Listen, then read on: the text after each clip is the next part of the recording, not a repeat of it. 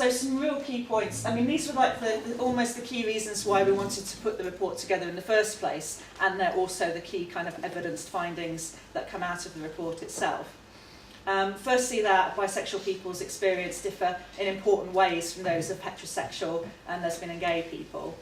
And that's one of the big reasons for kind of writing the report, is that often that LGBT is kind of amalgamated as if all the experiences within LGBT are the same. And the report's really making the point that in some key ways, bisexual experiences are different from those of LG and T people, and that's important that we look at them separately for that reason.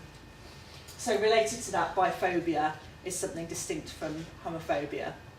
So when people talk about addressing homophobia as if it's sort of a catch-all term, I think it's important to pull out biphobia because there's particular prejudices that bisexual people face, and also this key issue of bisexual invisibility that we pull out in the report, which is that mostly related to that kind of idea that people are either straight or they're gay, and then there isn't space for bisexuality within that, and that manifests in a number of areas, particularly in media depictions. And then related point to that bisexual people often face discrimination and prejudice from within heterosexual and lesbian and gay communities, and again that can be obscured by LGBT amalgamation. I mean, even when that's improving, there's a kind of history there that we think is important that is acknowledged. And then fundamental point of that pretty much every international and national survey that we could find for the report found that bisexual populations had higher levels of mental health difficulties than equivalent heterosexual or lesbian and gay populations. So it's specifically in that area of mental health it's important that bisexual people are considered separately and not just amalgamated in with LGBT.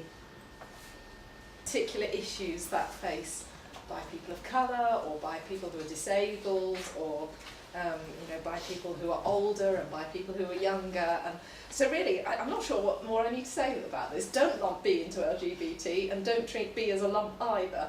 And the report goes into some details about some of the particular ways that plays out, which we'd be very happy to talk to you about.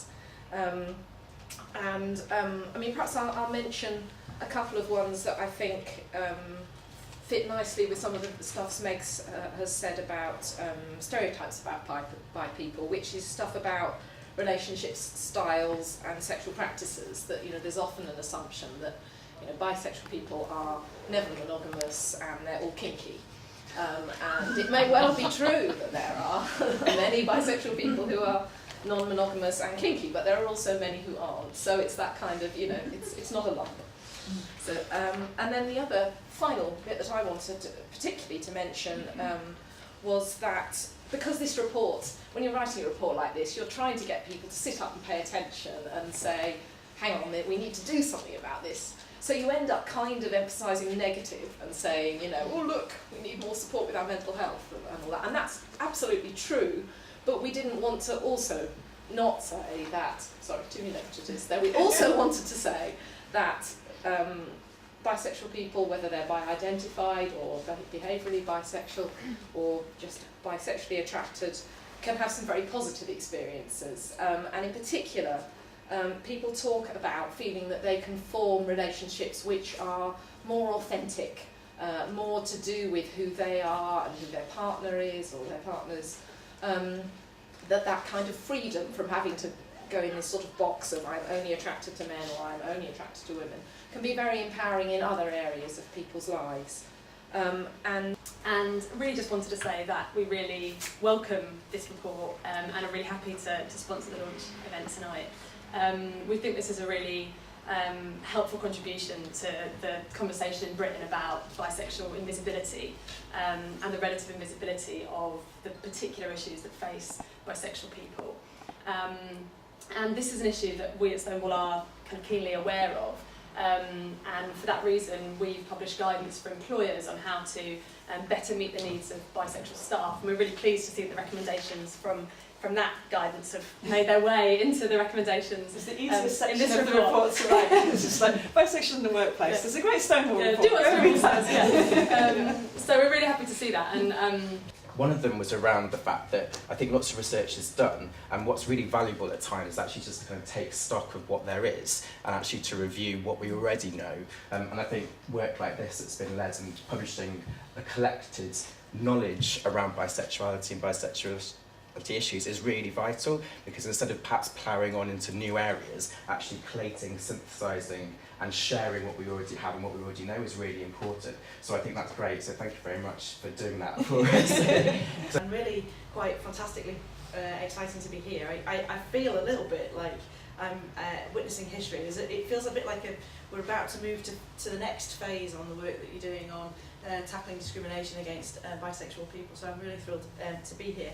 I'd like to thank the authors and congratulate them for the job that they've done. I think this is not an easy task to put in one document, which is, 40 pages long, the challenge that the community face. And I think they've done an outstanding job. And as a civil servant, it's also quite rare to read a report that is so easily digestible as a civil servant and makes extremely clear what it is that government needs to do. So I'm very grateful for you guys for the work that you put into that.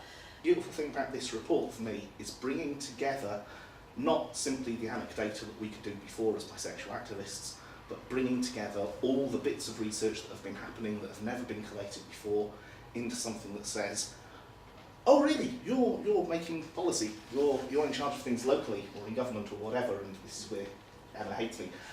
We've got a big report that tells you about bisexuality, so I don't just have to tell you about going out to a nightclub in 1996, I can actually give you something serious and credible, and I was serious thanks to the Open University in publishing this, because the value of something having an academic backing behind it rather than simply being a bunch of bisexuals stirring trouble is really, really good to have. This is a really, really, really good drumstick and a really, really good drum combined. Because you can't wave things on people's noses anywhere near as effectively as you can if they're printed out on shiny paper. I'm going to demonstrate now. Right here at the front, it's all your own fault. This is marvellous. We're really proud of this. We're really pleased by the work that by UK and the University have done in getting this together. We're very pleased to contribute where we've been able to. Our job isn't over and your job begins. Our job's still going. I'm at Nottingham University next week and at Unite conference the week after that, banging on the same drum again, because they say they can't find anyone bisexual in their own organisation to talk to them about these issues. So I'm going to go along and explain to them why the bisexuals are there, but they're not empowering them to talk to them, and how they shouldn't need to come along and tell them. They should be asking their bisexual people what their bisexual issues are. So please do read, enjoy, and really digest. Don't eat it. It's not what cake is. The canapes, they're much better. And thank you all very much for coming and seeing we exist and treating us seriously. Great! Thank you.